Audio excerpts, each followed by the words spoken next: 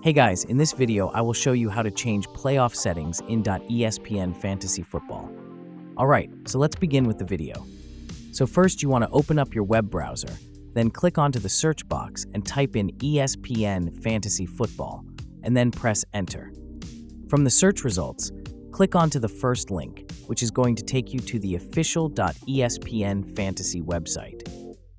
And from here, you want to log into your account. So now I'm going to go to my league right here and give it a click. And then from here, if you take a look at the top of the screen, you're going to see different options. You want to hover over the league option.